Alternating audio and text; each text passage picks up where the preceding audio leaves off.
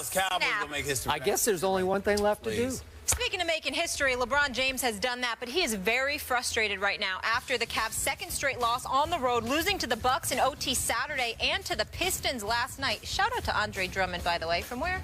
UConn. Ballin'. The defeat, exactly, brought Cleveland's record to 8-3, still good enough for the top spot in the East, but also not at the same level as the 12-0 Warriors. Here's LeBron after the game. We haven't done anything. We didn't win anything. We lost. We lost in the finals, you know, so that's enough motivation for myself. And I think we need to understand that, like, we lost in the finals. We didn't win, you know, and the team that beat us looks more hungry than we are, you know, so it shouldn't be that way. The Cavs are not as hungry as the defending champs. Stephen A., do you like that LeBron voiced that? Absolutely. First of all, he has the authority, the cachet, the credentials, the knowledge. He puts in the work. He's a superstar in this league. He's religiously either the top or one of the top 2 players in the world, and he's a 2-time champion. He has earned the right to say that. More importantly, he's absolutely 1,000% correct. But it's a product of what you have available to you. Kevin Love, I don't care how decent he's looked, skipping, averaging 17 points a game this year. He's shooting what from the field? 40% from the field? I mean, he's got to do better than that. You got J.R. Smith. He's up and down. We all know that. Mo Williams has been an asset to this franchise. Tristan Thompson missing training camp had something to do with the level of cohesiveness that they're still trying to capture. And again, you have to look at it from the perspective that the Eastern Conference is not as challenging as the West, and they know it. And so taking all of those things into consideration, along with the fact that it's an 82-game marathon, there are guys that simply don't put in the work that LeBron James puts in, so he has the right to say that. If you talk to people who know LeBron, if you talk to LeBron from time to time, Skip, his home is like, I mean, the gym is like the gym at an arena. You know, everything that he could possibly need, he has. This dude is consistently and religiously working out to keep himself in peak condition and to be about the business of being able to go for it. And what he's basically saying is that other guys need to step up. He had 30 last night. You know, Kevin Love had his 19. J.R. Smith and Mo Williams had their 15 points. But he can tell. He's been around long enough to be able to tell when there's a level of urgency. And in fairness, and the other big point I'd like to make, Skip, is this. When Cleveland lost the finals, they had the excuse that Kevin Love was out and Kyrie Irving was not healthy. So it's not just the public who believes they would have won the chip. It's the Cavaliers. LeBron has been around long enough to know not to take that for granted. The rest of them don't. The flip side is Golden State, as champions, have been fending off skepticism about their fraudulency or their legitimacy since they won the title, which is why Steph Curry and those boys have a chip on their shoulders and they're playing like it, and the Cleveland Cavaliers are the ones trying to walk around like they won something, and they did not. So for LeBron to point that out, I think that's a beautiful thing because it highlights what he's seeing from his teammates. And we know he doesn't see it that way because he can't afford to see it that way because champion or no champion, everybody's coming at him every night. But they're not coming at the rest of the players like that. I did not think the timing of this was a beautiful thing.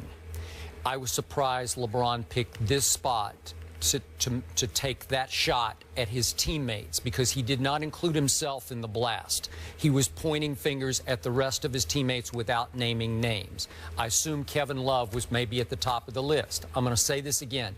Kevin Love is not capable of living up to what LeBron expects of him. He is what he is. They overpaid him. I told you, I've been on record. I'm not being a hypocrite about this.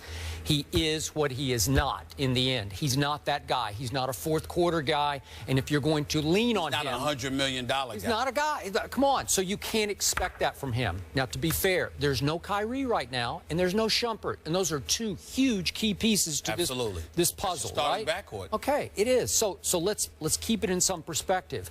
But I was surprised LeBron picked this spot because LeBron wasn't great in the fourth quarter last night. I told you the last game we talked about, he was great in the fourth quarter. He chose last night to play all 12 minutes, which is unusual, wouldn't you say? Yes. All 12 minutes of the fourth quarter. He played 40 for the game. And didn't we hear before the season, I want to go with the Pop model, the Popovich model, right? I want to keep my minutes to maybe 30-ish or so, like the Spurs do. So he plays 40 minutes. He plays the whole fourth quarter, and he scores 5 points in the fourth quarter, including one completely uncontested layup with 16 seconds left. So really just 3 other points besides that.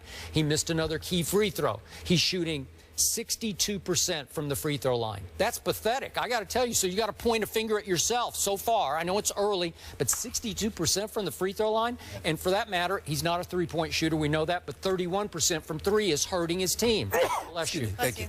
33 free throws he's missed already this year. So I'm looking at his fourth quarter. He had 2 late turnovers.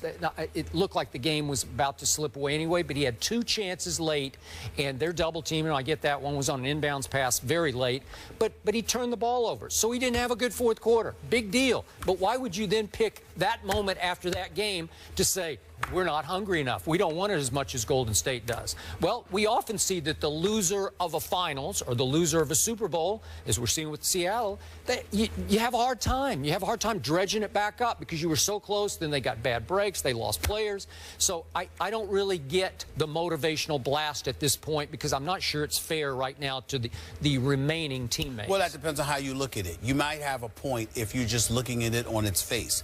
If you're delving deeper and you surmise that what he's seeing from the rest of his teammates is an absence of urgency, thereby putting a heavier load on him than he wants to carry, maybe, then that's a different argument. Because, again, if you're going to point to the 12 minutes that he played and a lack of productivity because they were minus 11 with him on the floor in the fourth quarter, yep. Okay, if you're going to point to the fact that he played those 12 minutes and you're going to point to the performance, why not also take a moment to point to why he may have felt the need to play those 12 minutes in the fourth quarter?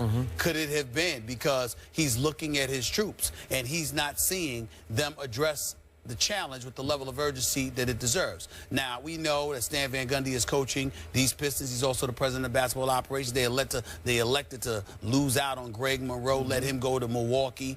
They kept Andre Drummond, who is flat out balling. I mean, this dude can walk double-double. Reggie Jackson can play, too. And Reggie Jackson can play. Reggie Jackson can play. Game this season. That's right. Those two, I like those two in Detroit. I think it's some of the better talent they've had in the last few years. I got a lot of respect for what I see them trying to do. But the flip side to it is that they're going to come at you, and if you're LeBron, you're going to look around at guys and say, how are you responding to this challenge? And why do I feel, you might have elected to go there in the fourth quarter, but then you're going to turn around after that game is over, and you're going to say to yourself, why the hell did I feel the need to have to be in this game in the fourth quarter against the Detroit Pistons? If it were the San Antonio Spurs or Oklahoma City Thunder or Golden State Warriors or even the Clippers, fine. But the Detroit Pistons, I need to come and play the entire fourth quarter for us to have a chance to win this game. I'm going to point this out. Quick point of order. It's going to make you look at people. Earlier in the fourth quarter, all the way to the 8:43 mark, LeBron had a 10-point lead in this game at Detroit. That's right. So even with him on the floor, given whatever he had left to give, all 12 minutes, they could not close that deal. They could not close that deal. So he's culpable. Yeah, he is culpable. And when you say he has the authority, the cachet, he didn't have it off last night's fourth quarter. That's why I was surprised at the opportunity that he chose to make that statement. When it tells me, and I'm saying to you, it tells me he's seeing something we may not be seeing from his teammates. Well, I think it's aimed mostly at Kevin Love. That's what I think. But hasn't Kevin Love been the thorn in LeBron's side since last year? Well, hasn't he continues to look for something in Kevin Love that's not there? I think it's fair to say that because you gave Kevin Love $100 million. Yeah. These guys know how to count. And at the end of the day, if you're getting paid that money, I need more from you than 17 points or 19 points. I need more than an average performance from you. I actually need you to do something to the point where I don't need to do much because you got this from time to time, so I don't have to take it. Okay, and last quick point about Golden State, which LeBron does not point out. Golden State got a great break during this offseason. They had a media-made chip placed on their shoulder because nobody gave them much respect. It was lucky that they got through, and I was right there with them. I think there was a lot of luck involved in their championship run last year. Then nobody gave Steph any real recognition as a MVP candidate, including us. And all of a sudden, they were able to go into game one saying, quieted really? Watch everyone. this. Yeah, that's true. That's true. I just, listen, Golden State is at a decided advantage in that regard. And even though we're sitting here talking about luck, I'm not so sure it's about luck. It's got to be something more than that. I don't know because I've been too busy doing other things, and I haven't. I know. So I have not taken the time to call. Even though I just left Cleveland, that was on personal business. I haven't been to the Cleveland Cavaliers in more than a week or so. Digging my nose into what's going on. But I don't think it's just about love. I think even with Kyrie not there, I think some stuff is weighing on LeBron. I think that he's seeing that the organization, he might be thinking the organization could do things a little bit differently. That Kyrie, he's worried about Kyrie. He's looking at a guy like JR, questioning your level of discipline. I would agree. All of that stuff is going on. It could be anything right now. I simply don't know. But I don't think it's just love.